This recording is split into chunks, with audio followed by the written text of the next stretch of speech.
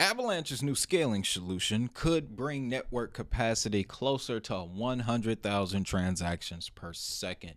This is going to put Avalanche in the same sphere as Solana and almost Visa. Welcome back to DHN. My name is Wade. I want to thank you for tuning in to the channel. If you enjoy clear, consistent crypto content about fundamentals, the research, the actual developments in the space that move the needle forward, then make sure you hit the subscribe and press that like button so that way more people can get that opportunity as well.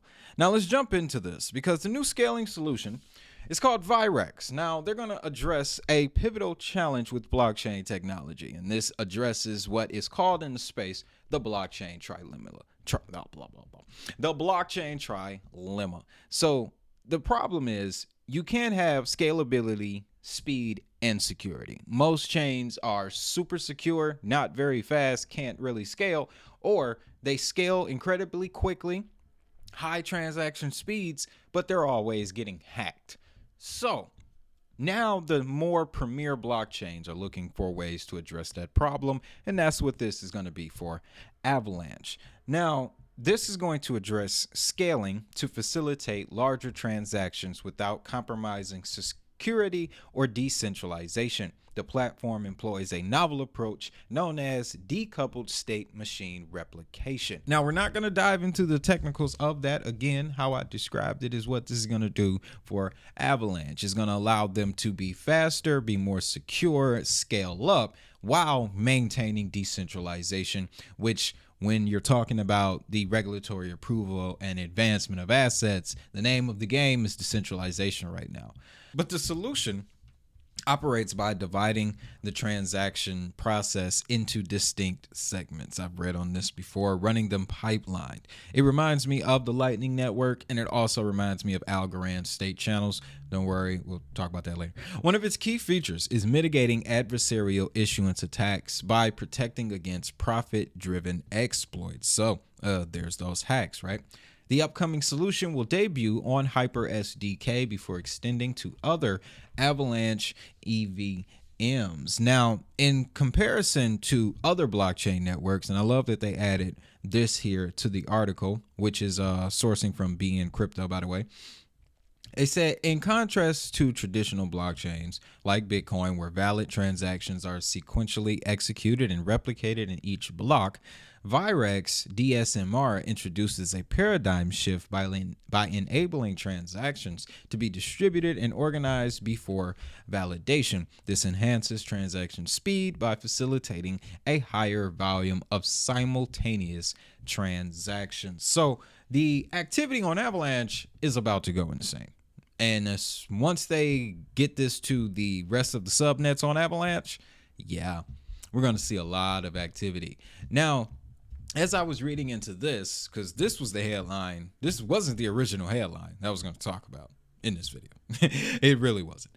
It was actually the work that Avalanche is doing in Africa. Now, longtime viewers of this channel know I have a very soft spot in me for Africa when it comes to crypto. I made a whole documentary about it. Why haven't you watched it yet? If you have, you would know that when it comes to Africa, they are in the perfect position to really take this crypto industry into the next decade.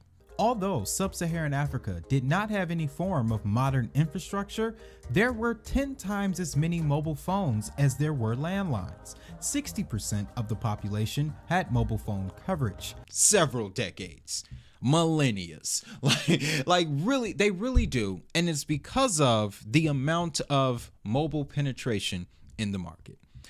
Let me just dive into this. Okay, so there's Fonbank, right? They have joined forces with Avalanche. What they're going to do is provide an on-ramp via phone cards, which allows users to turn prepaid airtime and mobile data into digital currencies.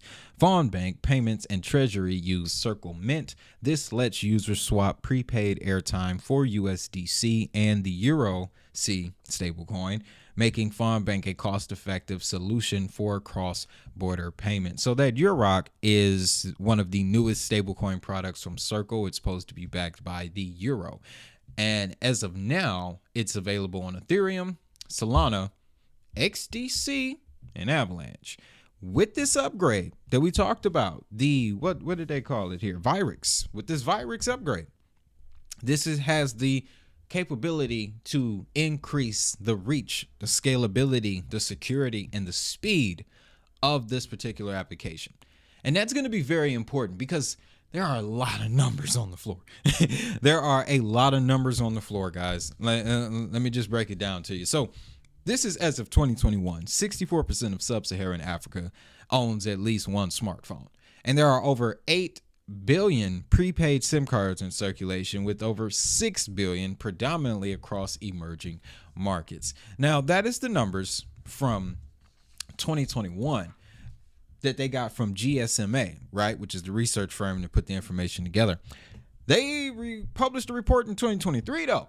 Some updated numbers that I want to share with you. Now, on top of the metrics that we can see here, where they discuss, I wrote it down, 489 million, that's 43% mobile penetration in sub-Saharan Africa, and 170 billion added to the GDP, which is the overall economic growth of the sub-Saharan African region, putting it at 8.1% over the next 6 years. That's just two of them, right? But the one thing that stood out to me was the SIM connections projected over the next 6 years. We're talking about 980 million as of 2022, but 1.36 billion over the next 6 years. I'm showing you these numbers because that's the market that's out there in Africa. So anytime I see a project looking to address the 287 million mobile internet users in Africa, or the 489 million unique mobile subscribers of Africa, I'm going to follow it because it's not a market that, a lot of these assets are leaning into. It's another reason why I love projects like Stellar Lumen so much, because they hit the ground rolling, addressing a problem in Africa that has been around for decades. Fragmentation of currencies. I didn't even know that those two terms were a thing prior to 2019. But I have been taken back by how much of an impact that setup is having on people, right? The more I learn about money, the more I learn about just how to make it in this world as I get older, as a man with children and a wife. Boy, this stuff get complicated. And if you can't get to your money, if you can't access your money, don't get me started, ladies and gentlemen. Also, the 20 billion in public funding too in 2022 seems nice. But last detail about this, Farmbank has built a dedicated Avalanche on-ramp on the C chain, which is helping to drive adoption and growth to retail users and Avalanche partners emerging in the sub-Saharan African region. Farmbank takes funds generated through mobile airtime and provides tokens on the Avalanche network. So this is also going to expose customers and users to the Avalanche ecosystem. And much like I mentioned when we talked about Solana's mobile development and the Saga launch, tapping into that mobile market in Africa, the infrastructure is already there.